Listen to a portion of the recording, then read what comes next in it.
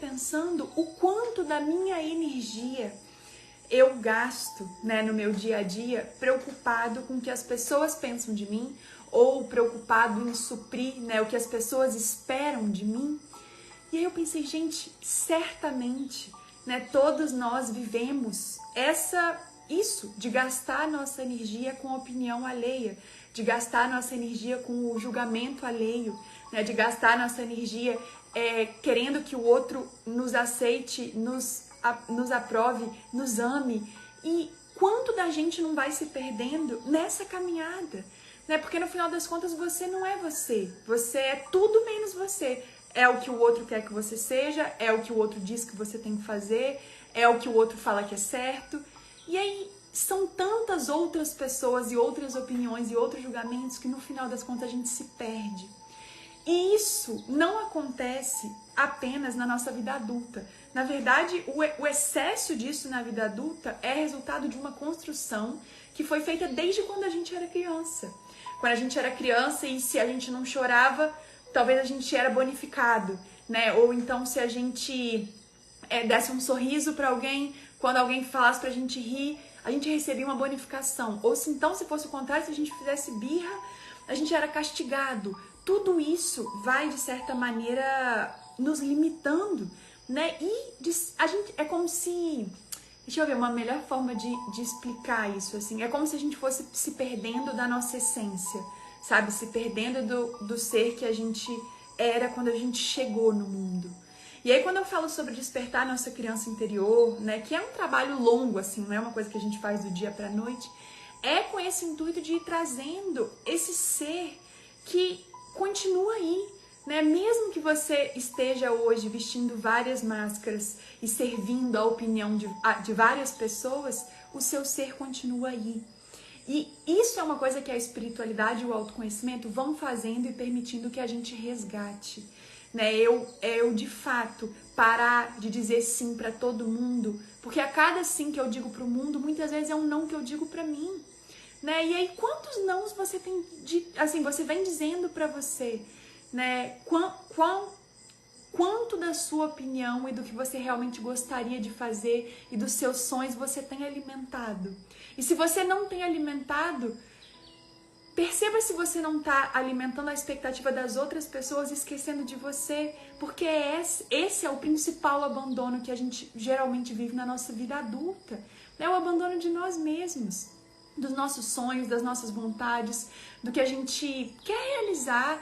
E talvez, né, se você falar o seu sonho para uma outra pessoa e essa pessoa te disser alguma coisa negativa ou alguma crítica, esse sonho deixa de ser um sonho, justamente porque foi limitado pela régua de outra pessoa e não florescido, né, com a sua própria energia, de você ir lá, fazer, realizar, acreditar, sonhar.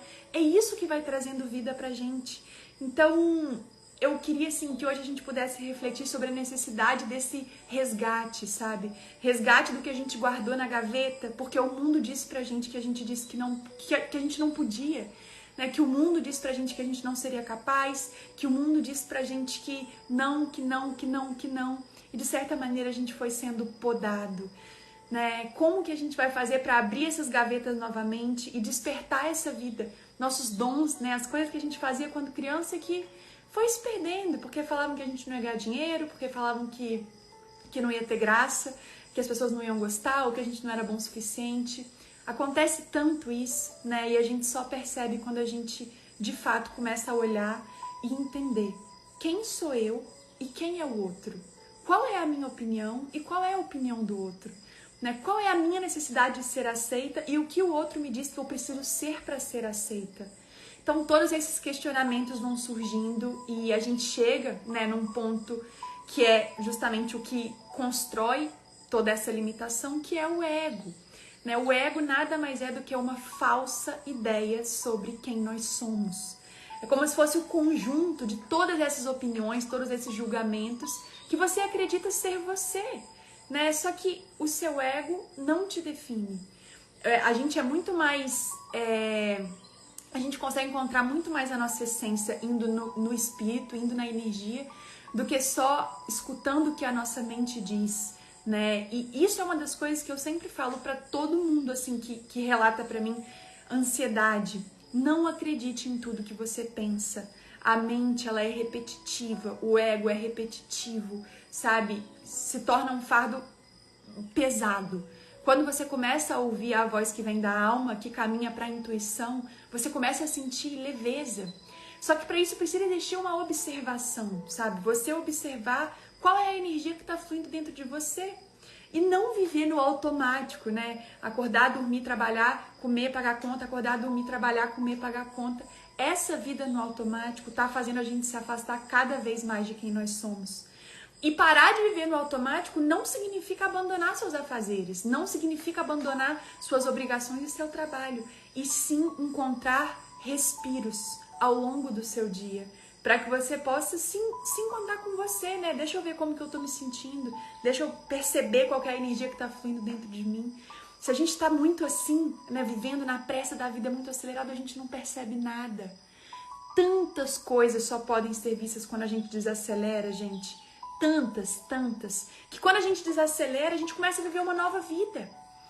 Mais uma vez, desacelerar não significa deixar de fazer as coisas. Às vezes você pode fazer tudo o que você está fazendo, mas talvez mais devagar, talvez com um respiro, talvez com uma respiração, dando espaço para que você possa observar o que está aí dentro.